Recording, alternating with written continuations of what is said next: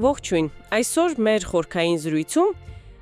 մի թեմա ենք քննարկելու, որը միաժամանակ եւ շատ հետաքրքիր է եւ մի տեսակ սթափեցնող, թե ինչպես են այսպես ասած ստեղծվում միջուկային ռումբերը։ Թեման իսկապես լուրջ է։ Կփորձենք հասկանալ հիմնական մեխանիզմները էլի հիմնվելով բաց տեղեկատվության վրա, առանց շատ խորանալու ամենանուրբ դետալների մեջ։ Այո, որովհետև սարքերը իրականում աներևակայելի բարդ են։ Պետք է հասկանալ եւ ֆիզիկան, եւ իհարկե ճարտարագիտությունը դրանց հետևում։ Ու կարևոր է երևի տարբերակել, չէ՞, թե ինչն է զենքի համար, ինչը խաղաղ նպատակների։ Շատ կարևոր է։ Զենքի համար պիտանի նյութը, ասենք, ատոմակայանի վառելիքից շատ է տարբերվում։ Դե ամեն ինչ սկսվում է ուրանից։ Սկզբում հանքաքար է, բնականաբար, բայց այդ հանքաքարը բավարար չէ։ Այն պետք է անցնի հարստացման մի բավականին բարդ process։ Այստեղ գործի են դրվում ցենտրիֆուգները։ Պատկերացրեք, դրանց մեջ ուրանի միացությունը հեքսաֆտորիդ գազի տեսքով պտտվում է ուղղակի անհավանական արագությամբ։ Ավելի ծանր իզոտոպը ուրան 238-ը մղվում է դեպի դուրս, դեպի եզրերը,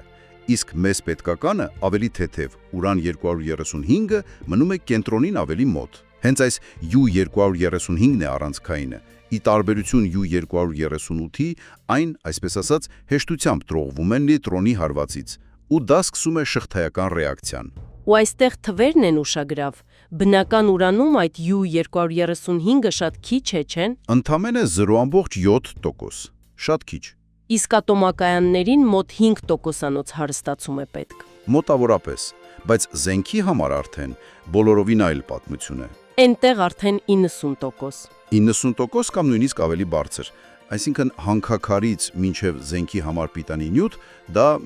տեխնոլոգիական հսկայական թռիչք է։ Ջանքեր, ռեսուրսներ։ Մի խոսքով հեշտ գործ չէ։ Ու հենց այս բարձրությունն էլ որոշակիորեն զսպում է դրանց տարածումը։ Դե գոնե մասամբ։ Լավ, անցնենք բուն ռումբերին։ Առաջինները, որ օգտագործվեցին, երկու հիմնական տեսակի էին։ Գերմարդը, Ֆեթմեն, պլուտոնիումով էր աշխատում։ Ուներ ավելի բարդ, այսպես կոչված իմպլոզիվ մեխանիզմ։ Իսկ մյուսը փոքրիկը, Little Boy, սա հենց ուրանի վրա էր հիմնված, ուներ հրացանային դիզայն։ Այո, դիզայնով տարբեր էին։ Նույնիսկ չափերով։ Փոքրիկը մոտ 3 մետր երկարություն ուներ, Գերմարդը զգալիորեն ավելի լայն էր, մոտ 1.5 մետր տրամագից։ Իդեպ հայտնի Trinity փորձարկումը հենց իմպլոզիվ տեսակի ստուգումն էր, Օփենհայմերի թիմի մշակումը։ Բայց մենք այսօր եկեք կենտրոնանանք փոքրիկի վրա։ Այդ հրացանային մեխանիզմի հիմքում, եթե շատ պարզեցնենք, մի գաղափար է։ Ուրանի մի կտորը, արկը,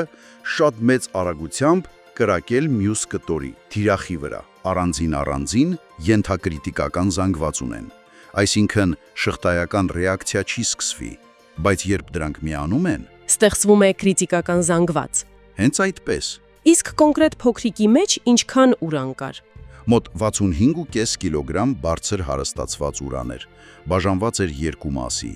արկը մոտ 38.4 կիլոգրամ, սնամեջ օղակների տեսքով էր։ Իսկ թիրախը։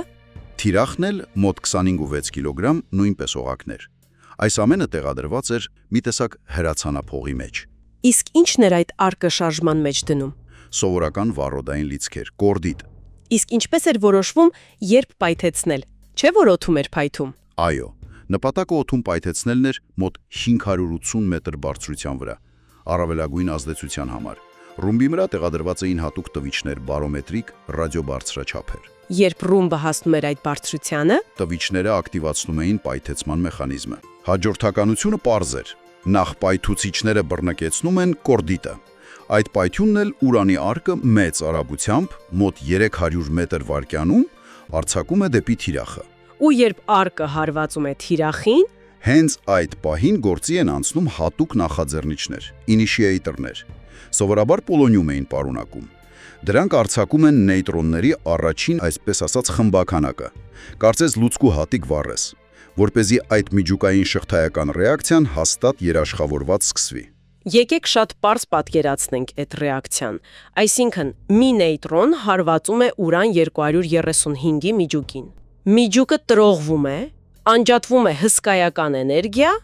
ու նաև մի քանի նոր նեյտրոն։ Այո, եւ այդ նոր նեյտրոնները իրենց հերթին հարվածում են հարևան U235 միջուկներին։ Դրանք էլ են տրողվում, էլի անջատում են էներգիա ու էլի նեյտրոններ։ Ու այսպես շարունակ։ Լավինաձև։ Պրոցեսը տարածվում է ամբողջ զանգվածով։ Անջատվում է աներևակայելի քանակի էներգիա։ Ու այդ պայթյունի ազդեցությունը սարսափելի է։ Կարելի է բաժանել գոտիների։ Էպիկենտրոնում հրագնդի ներսում գրեթե լիակատար ավերածություն է։ Ամեն ինչ ուղղակի գոլորշիանում է։ Հեռանալով էպիկենտրոնից Ավերածությունները թուլանում են, բայց մնում են կործանարար։ Ուժեղ ավերածությունների գոտի, չափավոր, թեթև վնասների գոտի։ Խոսքը շենքերի փլուզման, հրդեհների, մարդկային հսկայական կորուստների ու իհարկե ճառագայթման մասին է։ Այսպիսով, եթե ամփոփենք, հասկացանք, որ ամեն ինչ սկսվում է ուրանի հարստացումից, շատ բարդ պրոցես։ Հետո տեսանք փոքրիկի օրինակով հրացանային մեխանիզմը, որը համեմատաբար պարզ էր, բայց դե մահացու արդյունավետ։ Ու վերջում շղթայական ռեակցիայի սկզբունքը։ Եվ մի վերջին միտք, որը կարծում եմ կարևոր է։ Այս ամբողջ ահռելի էներգիան իրականում ծնվում է զանգվածի շատ փոքր մասի էներգիայի վերածվելուց։ Հենց հանրահայտ EM-MC կվադրատ բանաձևն է գործում։ Այնշտայնի բանաձևը։ Այո,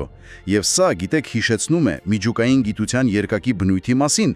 Նույն հիմնարար սկզբունքները կարող են օգտագործվել եւ էներգիա արտադրելու, քաղաքներ լուսավորելու համար, Եվ աննախադեպ ավերածություններ գործելու։ հենց այդպես։